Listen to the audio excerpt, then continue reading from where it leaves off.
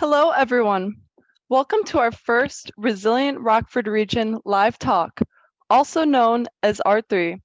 R3 talks are a partnership between Green Exploration Rockford and Region 1 Planning Council. Moving forward, we are excited to have you join us on a monthly basis for tech talks and community chats regarding various aspects of regional sustainability. We will update you all on our schedule as we get closer to those dates. You can also visit our website, greenexplorationrockford.org, for more information. Without further ado, this is the kickoff day of the Rockford Region's Drive Electric Week. For more information about upcoming Drive Electric Week events, please visit r1planning.org/driveelectric. Today, we will be learning about how the Rockford region is eager to welcome electric vehicles into our community. Now, please allow me to introduce today's host, Sydney Turner from the Region 1 Planning Council, and guest speaker, Megha Lakhchaura, the State EV Officer for Illinois at the Illinois Environmental Protection Agency. Sydney Turner began working on the Rockford region's first regional plan for sustainable development, also known as Vital Signs. This experience introduced her to the positive impact of holistic regional planning that could take place in a community. In 2015, she joined Region 1 Planning Council, R1, still in its infancy, as a research associate for the Economic Development District. While working on the cross-collaborative project teams at R1, Sydney developed a passion for transportation planning and quickly transitioned to leading transportation and land use projects, including the bicycle and pedestrian plan for the Rockford region and the City of Loves Park's comprehensive plan. In 2020, Sydney Turner was asked to take on a leadership role at R1 as the Director of Regional Planning, overseeing transportation, land use, environmental, and sustainability projects. She led the EV Readiness Plan for the Rockford region and serves on several statewide EV readiness committees. Megha Lakhchaura was recently appointed the State EV Officer for Illinois at the Illinois Environmental Protection Agency. In this role, she is working with various state agencies, public entities, and the industry to develop a comprehensive EV and EV charging strategy and approach for the state. Before joining the state government, she was Head of Policy North America at EV Box. Megha was Policy Director at Sunrun Inc. and drove the market and regulatory policy in California. Megha was also with the California Public Utilities Commission for over 7 years, working on wholesale electricity market issues, including power planning and procurement, resource adequacy, and renewable portfolio standards. She has an MPP from the University of California, Los Angeles. Before I pass the mic to Sydney, I would like to remind the audience to please post questions in the chat for the Q&A at the end of this session.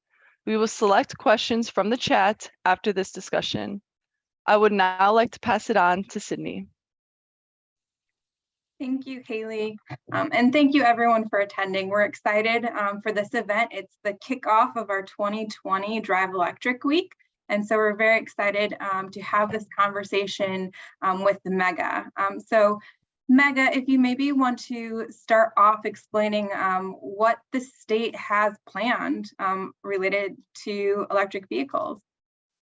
So the state put out its goal of, the governor put out its goal of 1 million electric vehicles by 2030. And at the moment, we're at approximately 46,000 electric vehicles, which tells us we have a long way to go to get to 1 million. However, we have added quite a number of EVs just this year, almost 9,000. And I suspect if supply wasn't an issue, if we had enough, cars out there or so, we could perhaps see way more. We also, started the Illinois EPA rebate, which gives you $4,000 per electric car starting July 1.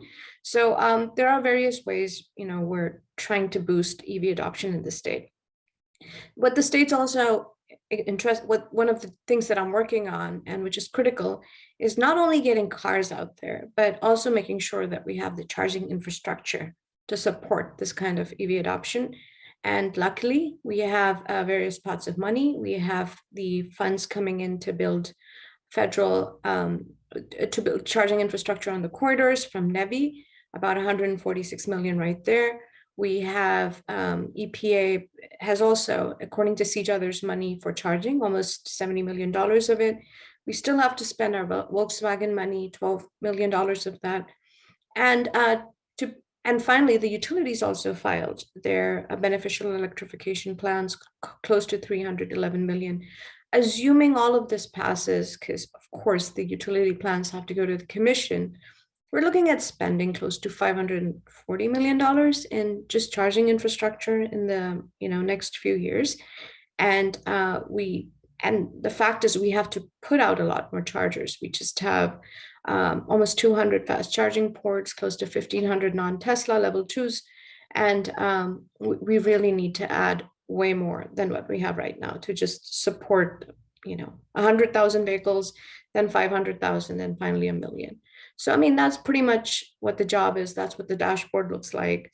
So, as you can see, the job is cut out. I also want to add that, just not just light duty vehicles or charging infrastructure. Another thing that really matters is how do we get more electric school buses here? We have $5 billion in federal funding. That is important. How do we take advantage of the community grants program at the federal level, $2.5 billion of that? So, I mean, how do we leverage and how do we get together to leverage these funds as well is also something that, I'm pretty keen on, and making sure that, we do the best out there. That's really great news. So kind of talking about that, how can the Rockford region maybe assist with the state's implementation plan, or what can we do as a region to also make sure that we have enough charging stations in our region? So I'd say that of all these funding opportunities that I listed out, I would say as a region, we pay very close attention to that. Seeing what's coming out, like for example, July 28th, we have the first stakeholder group for the NEVI funding, and try to see what charging stations are likely to come up in the Rockford region through these corridors is one way of looking at it. The other one is pay attention to the utility money that's out there, the service territory that you are in, and either support your utilities to invest in electrification or ask them to do more, depending on which service territory you are in, is another way to do that. Third is like the community grant programs. Like I just think that there's $2.5 billion out there coming up somewhere in November, December, and it's going to go to public entities that have to partner with private entities. So there are companies out there, charging manufacturers, owners, operators, that are looking for partners they can find to partner with to fill out these applications and get charging grants to build charging in communities. So I think that right now is just such a good time, with all this money going around. And how do you target it? What do you look for? I think that is very critical or so. Okay. And so just to give you a little bit of a background, Megha, on our region is we actually developed an EV readiness plan, where one of the biggest things that we talked about in there is making sure that we have enough infrastructure to combat range anxiety that a lot of people have. Do you have any thoughts maybe on like what to tell people? I'm always trying to tell them, right now you may have range anxiety, but in the next few years, we're hoping to address that. Do you have anything you would like tell EV owners or even potential EV owners? I mean, you are right. We, as I just said, we only have 200 fast charging ports in the state and 1,500 level 2s. So range anxiety is a real issue at this particular point of time. But at least, depending on where you are, again, I was looking at some numbers today. In California, 85% of charging happens at home. It's less in New York City. I mean, depending on, because it's a lot of condos and apartments or whatsoever. So you're less likely to charge at home. You're going to develop you're going to depend on public sources a bit more. But home charging, I think, is just one solution that is, is easier to implement. Chargers are more available. You can get them on Amazon. You can get them installed at home. Cities, in many cases, have offered rebates to residents to, provide that. Some of the utility plans also include main panel upgrades for the residential sectors, at least ComEd does. So I would depending on the utility territory, it would be important to educate people that, guess what, there's a rebate. You can do your main panel upgrade. You can get a rebate for a charger, right? So that plays into it. So that takes care of the residential solution. And then there's the public part of it. So the public part of it, I believe that, look out for the EPA grants that are going to come out, look out for some of the Volkswagen money that's going to come out, and figure out how you can use these funds to install public charging in Rockford is what I think, could be an approach that works out here. Yeah, so I guess, do you have any questions? As I mentioned, we're a little bit farther along, I would say, than other municipalities. Do you have any questions for us from the state level about what our region is doing? I am interested, like, what are you doing in terms of building codes? What are you doing? Like, we're interested to learn about your readiness and how are you enabling permitting and installation, and some best practices that, I could and, other areas could learn from. Would love to hear about that.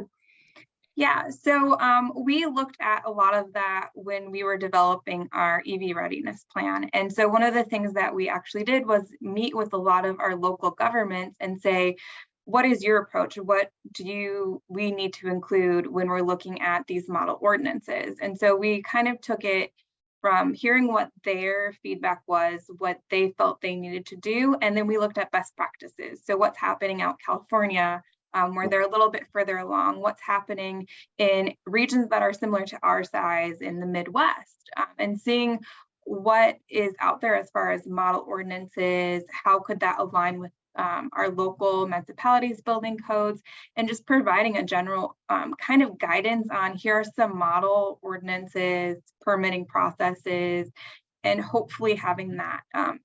We're also hoping that by having or providing that assistance, that we have kind of unity across our region. So they aren't completely separate, depending on what municipality, there's some sort of unifying components to them, so they're not vastly different, regardless of which municipality you're in. And I think that is key. Like, I mean, standardization across, cities or whatsoever of the permitting processes, and also developing some criteria where upfront permitting is granted, so that permitting can take a long time, and just telling developers that if you meet this, and this, we can fast track your application. I personally think is very effective and helps businesses to go and step forward.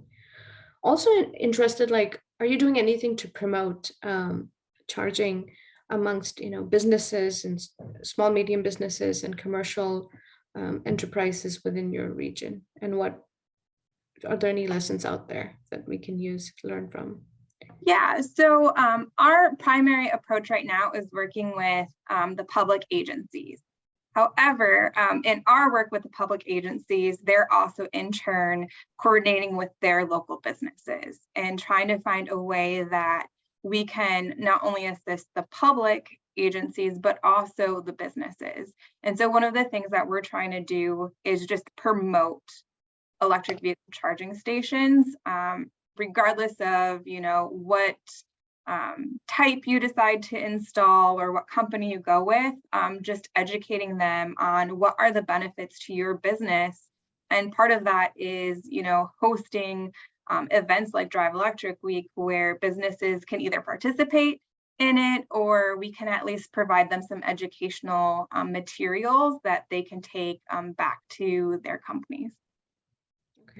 Well, thank you so much, Megha and Sydney. Audience, please continue to drop any questions that you have in the chat. And we can begin our Q&A portion of the discussion. So I have a message from Chris Westlake, and his question to you both is, what is the current status of Section 55 of the Electric Vehicle Act that was supposed to begin July 1st? Okay, I don't know. Section 55, is it? I don't know what Section 55 is. Are you referring to CEJA? Are you referring to the EV rebates that were supposed to come out of EPA? I mean, I need some help over there. He said yes.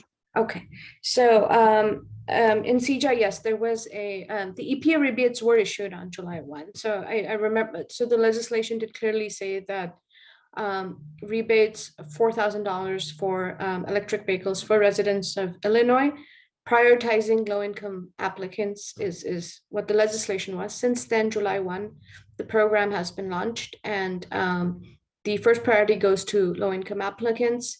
And for the first 90 days, you know, because the money is limited, we're prioritizing low-income applicants, and after 90 days, we'll, you know, award the rest on first come, first served basis on every eligible application until we have money. So that program is ongoing, and if you did buy an electric vehicle after July 1, please go ahead and apply for it.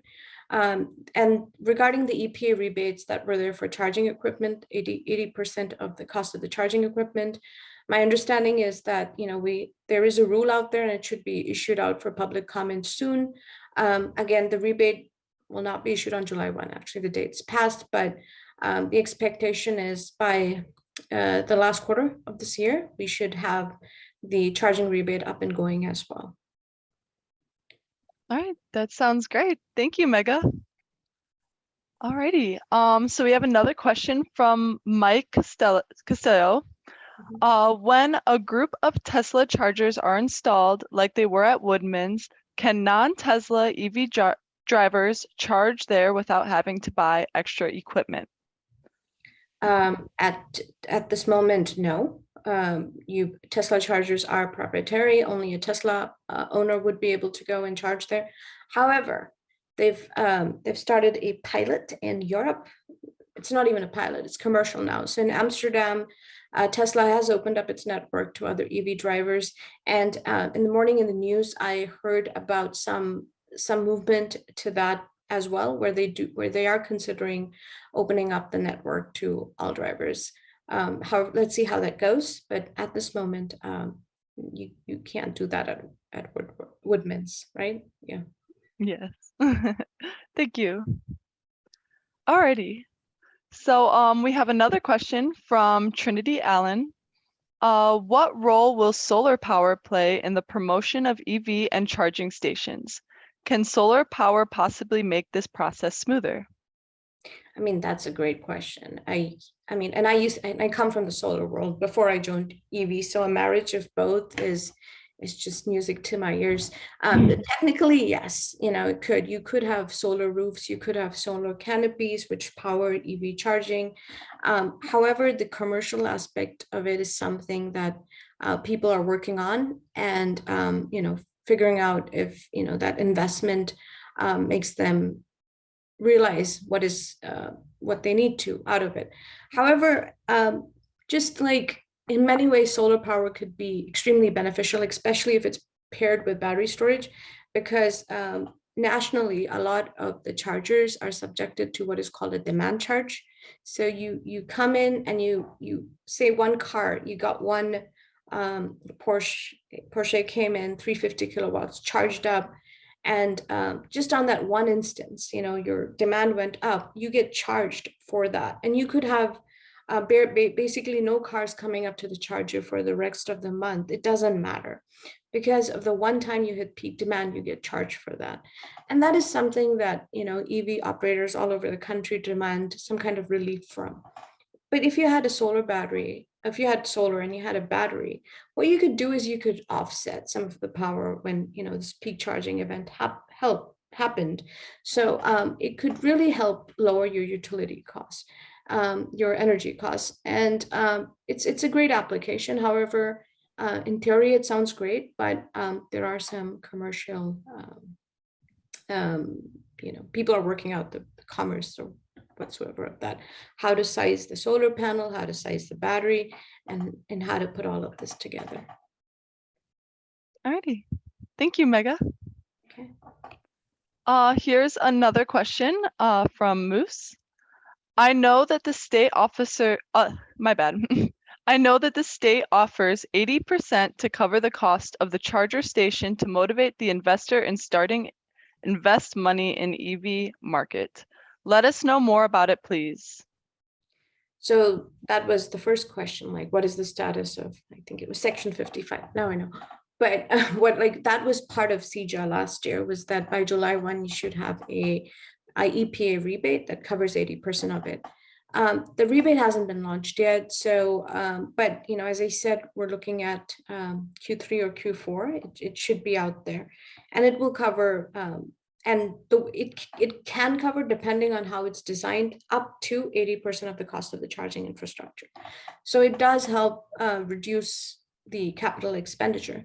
But even before that rebate comes out, there are other programs that we simultaneously have that could also help lower the cost of the charging infrastructure. One is we'll be having the Volkswagen rebate program come out pretty soon this summer. The utilities have also proposed their own programs or so, which includes rebates for vehicles as well as for charging infrastructure, special rebates for that. And then we have this program. So all of these programs are in some way, shape, or form to be launched soon. Like I suspect by mid next year, like I think all of these will be out and operating. So this is not the only program. There's other ways that can help lower the cost of financing of the charger. Sounds good. He said 80% of the cost of the charger and installation, ? Or only the charger? So the legislation said 80% of, God, no, I shouldn't be quoting legislation that I don't remember verbatim, but my understanding is it does cover 80% of the installed costs and not just the hardware. So it will, yeah, not just the hardware. So it should offset some of the installation costs as well. Thank you. So it looks like we have time for about one more question. This one will actually come from me. Oh, wait, actually, Jerry just put a new question in the chat. Is there any updates on how the IIJA funding for charging infrastructure along interstate corridors will be distributed? What role will R1 and regional municipalities play in the deployment of these funds? So the stakeholder process, so the first thing that has to happen is IDOT has to submit a plan on August 1, which it will, to the federal government, detailing how it plans to spend the $146 million and, deploy these charging infrastructures around. The way that they're going about it is that they're starting a stakeholder process. The first meeting is July 28th, this week at 6 o'clock. And please register for it and participate. And that will spell out the way how municipalities and other stakeholders are going to participate in it. How are we going to, develop a program that, reaches out to underserved communities, to environmental justice communities, to Justice 40 communities. Where should these chargers be located, workforce requirements, planning. So it's all going to be discussed over there. The plan that's going to go to the federal government kind of details what the future stakeholder process looks like. But, this is something that's going to come up out of a lot of stakeholder input. And I urge you to participate. I'll be there, so hope to see you there virtually. Sounds good. Thank you, Megha. Last call, is there any more questions that anyone would like to put in the chat?